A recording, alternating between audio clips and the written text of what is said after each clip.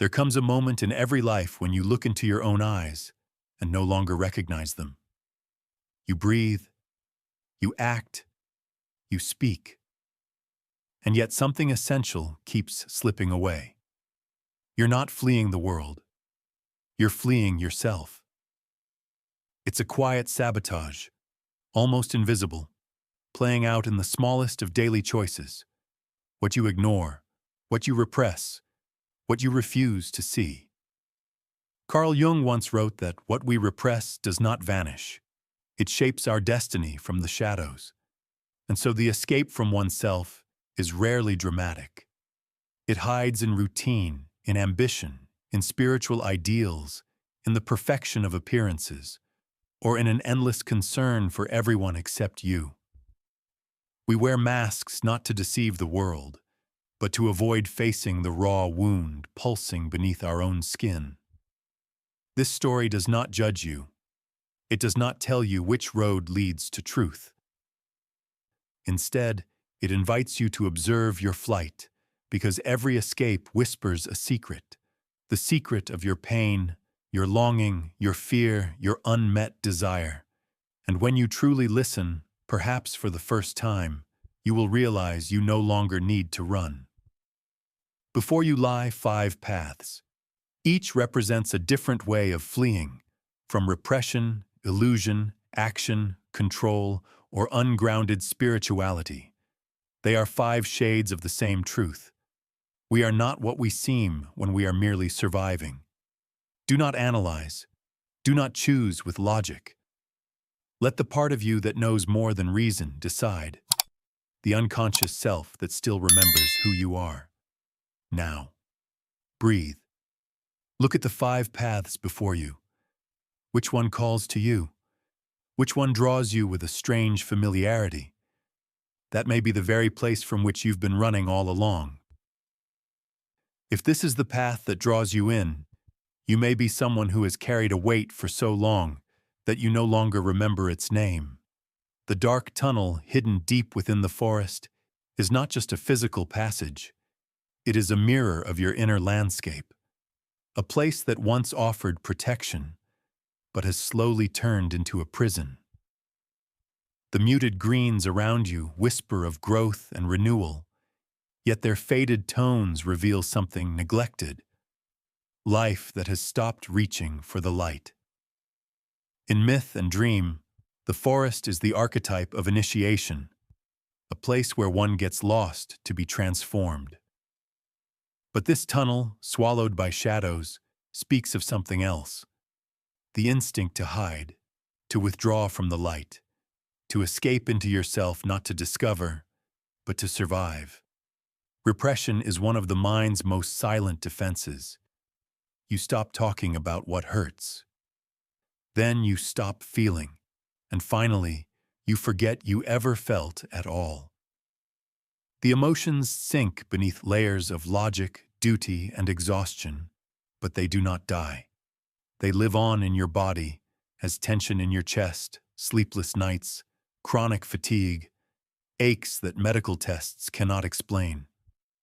Jung called this hidden force the shadow, the rejected part of the psyche that continues to shape your choices, your relationships, your fears. Perhaps you learned it early, that anger was punished, sadness ignored, fear ridiculed. So you adapted. You became quiet, composed, reliable, someone who hides their pain behind a calm face. It was your survival. The tunnel was your shelter from rejection and shame. But now, it's suffocating. Something inside you trembles, like an echo in the forest that no one hears because no one dares to enter. This restlessness without reason, this sadness without a story, this fear without a clear threat, they are not your enemies. They are your buried emotions knocking on the door, asking not for release, but for recognition. Jung taught that healing begins with integration of the shadow, not letting emotions destroy you, but allowing them to exist as part of who you are. For even the darkest feelings carry a fragment of truth. As long as you deny them, you must keep running. And every escape costs something: connection, intimacy, authenticity, life itself. Perhaps in your relationships, you are the listener, the one who absorbs others' pain but never speaks of your own. You avoid conflict even when wounded. You smile when your heart trembles. And when someone asks, "How do you feel?" you hesitate, not because you feel nothing, but because you've long forgotten how to reach that place. This path is not a condemnation. It is an invitation to enter the forest, not to hide this time, but to discover, to walk toward the trembling in your chest and ask softly, "What are you trying to tell me?" You don't need all the answers. You don't have to fix everything tonight. But you can begin with a simple question. What do I feel when I allow myself to feel? Remember, the shadow is not your enemy. It is the part of you waiting to be seen. And the forest, though dark, is not a maze to trap you, but a place where you can finally lose who you pretended to be and find who you truly are. If you were drawn to the red bridge wrapped in mist, you may be someone who has mastered the art of appearing serene even when chaos brews inside. Your escape is not silence, it is harmony.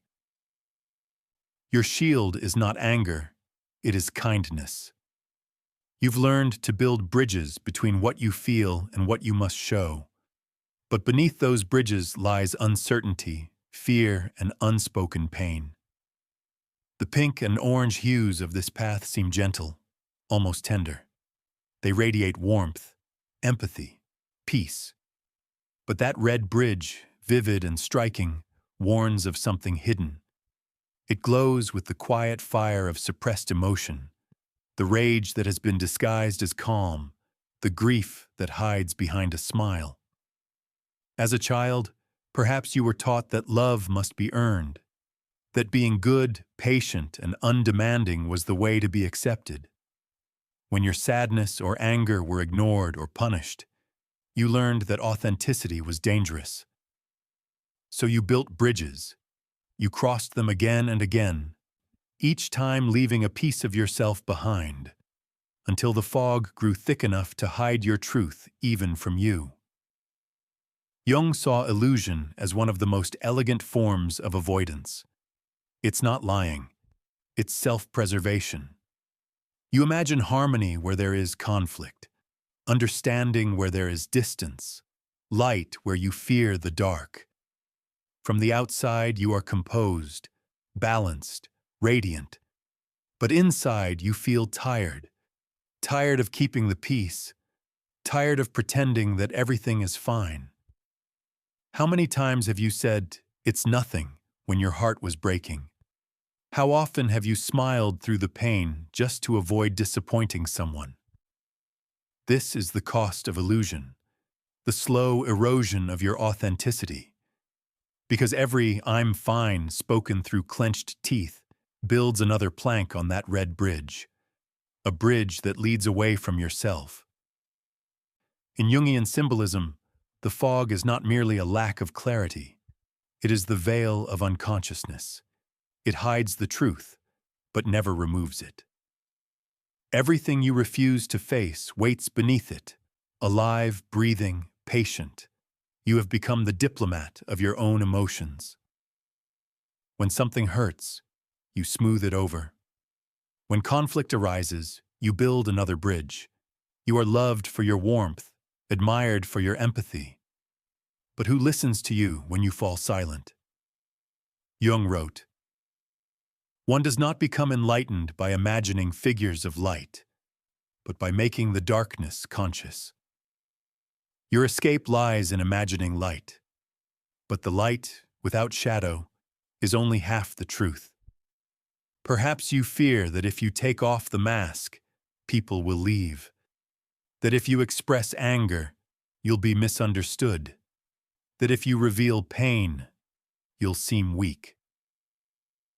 But peace built on pretense always cracks.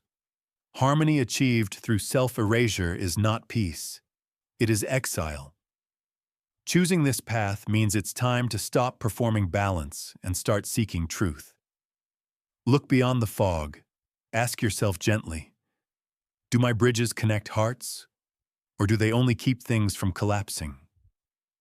Am I truly honest with others, or simply agreeable? Where in me burns that red light I keep trying to dim? You don't have to destroy your bridges. You just have to cross them differently. Each step back toward yourself is an act of courage. Each word of truth spoken aloud dissolves a layer of fog. Remember this. You don't have to be calm to be loved. You don't have to be perfect to be accepted. The world doesn't need your constant peace. It needs your truth. Because when you dare to be real, the bridge stops being a stage and becomes a way home. If you felt drawn to the golden desert beneath the blazing sun, you are likely someone who cannot stay still. Stillness feels like danger, silence like suffocation. You live in motion, building, fixing, planning, helping, achieving, as if movement itself could protect you from pain. The desert at first glance seems lifeless, but in Jungian symbolism, it is a place of trial and revelation. It strips away distractions until only the essential remains. Here, there is no shade to hide beneath, no noise to drown your thoughts, only yourself, bare and unguarded under the relentless light. Perhaps that's why you keep moving, because to stop would mean to face that emptiness, the vast silence where your true voice waits. Your life may look full. Meetings, projects, growth, creation, giving, achieving. You are admired for your discipline, your dedication, your drive. But under the armor of efficiency lies exhaustion, and beneath exhaustion, loneliness. You learned, maybe long ago, that your worth depends on what you do, not who you are. That rest is indulgence. That love must be earned through results. So you fight every day against the invisible fear that if you stop, you'll vanish. Jung described the archetype of the warrior, the one who acts, conquers, perseveres. But when the warrior forgets why he fights, his sword turns against him. Action becomes compulsion. Discipline becomes chains. The battlefield becomes the only home he knows. You've become a master of productivity, but the soul cannot be managed like a schedule. It does not thrive under constant conquest. Your unending motion hides an inner truth, that the busyness is a form of escape. Because when you stop, just for a breath, a quiet grief begins to surface. A grief for all the moments missed, for the softness never allowed, for the peace mistaken as weakness. The desert's golden light symbolizes consciousness, but it can also burn. Living always in the sun means living exposed, and sometimes that exposure is unbearable. You run not from failure, but from stillness, because stillness might ask, what is all this effort really for? Maybe you are the one everyone depends on. The leader, the helper, the one who never falters. But when night falls over the desert, even the strongest warrior kneels in the sand, realizing how heavy the armor has become. The desert whispers a truth you've long avoided, that your value does not come from what you produce, but from your simple being, that you are enough, even in stillness. Jung wrote, "What you resist persists. The more you resist the void, the more it follows you into every goal, until one day success tastes like dust." This path invites you to pause, not forever, but long enough to hear your heart beat again. To remember that rest is not surrender, that silence is not failure, that your worth was never meant to be measured in achievements. Ask yourself gently, What would happen if I stopped running? If I allowed myself to do nothing and still be someone? The desert is not here to punish you. It is here to teach you what the world never did. That even when the horizon stretches endlessly, you already are where you need to be. Because sometimes, the greatest act of courage is not to keep marching forward, but to finally, blessedly, stand still. If you were drawn to the steep mountains rising into a stormy sky, you may be someone who has lived your life climbing, always reaching for the next ledge, the next goal, the next version of yourself that might finally feel enough. The gray-blue palette of this path speaks of discipline, endurance, and solitude. It also whispers of coldness, a heart that has learned to survive through control, a soul that confuses safety with perfection. In your world, there's little room for weakness. When something hurts, you plan. When chaos threatens, you organize. When fear arises, you raise your standards higher. And yet, no matter how far you climb, the summit keeps shifting further away. You are the one who holds it all together, for others, for yourself, for the illusion that everything is fine. People admire your composure, your competence, your unbreakable will, but they do not see the storm that roars within you. The quiet panic that comes every time you pause and realize you don't know who you are without the struggle. Jung called this tension the neurotic substitute for justified suffering. Perfection becomes a mask to hide pain that was never allowed to be felt. Maybe as a child, love came with conditions. You're good when you succeed. You're worthy when you're strong.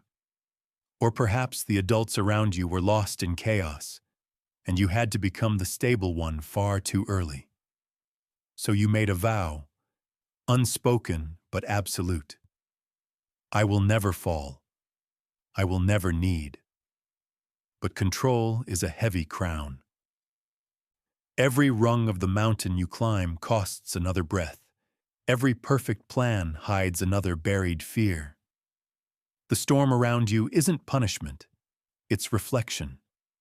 It mirrors the war inside, between the inner child longing for rest and the stern adult who forbids it. You don't need to keep proving yourself. You've done enough. You are enough.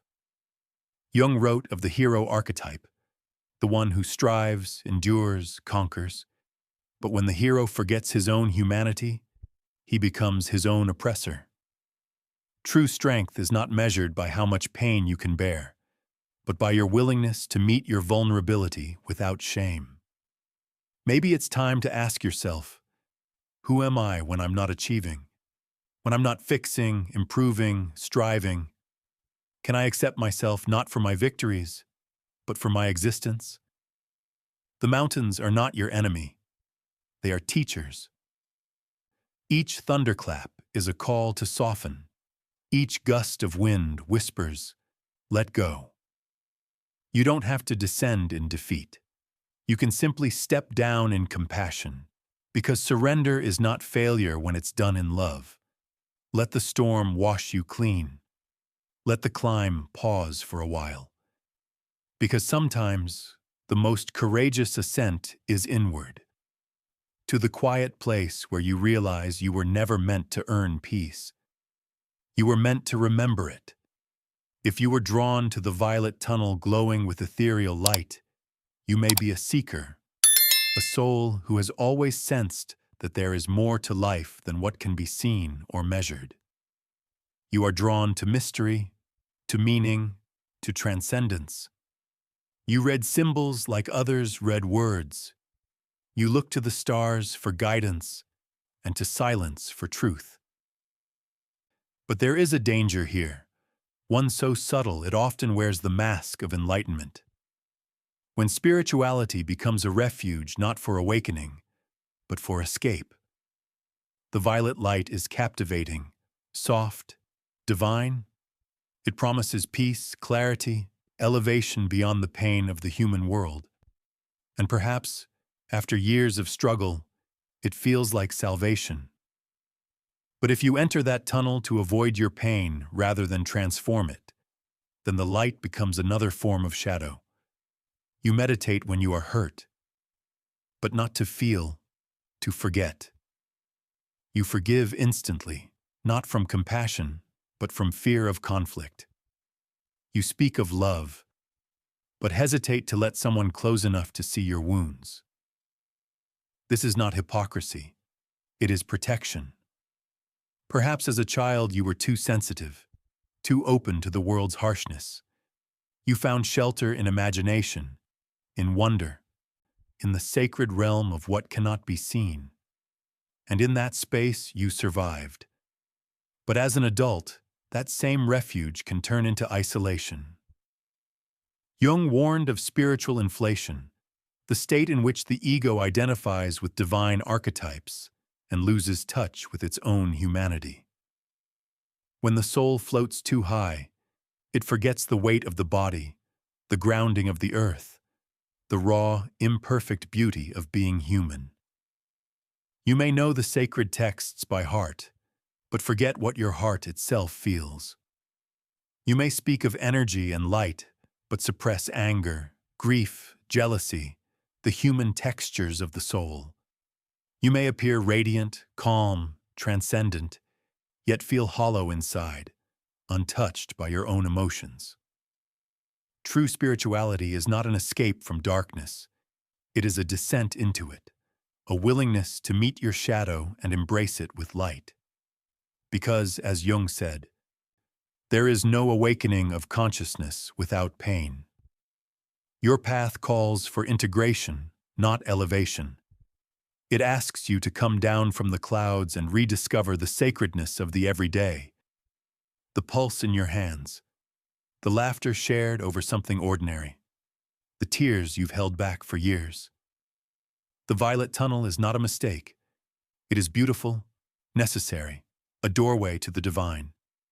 But the divine does not exist only above.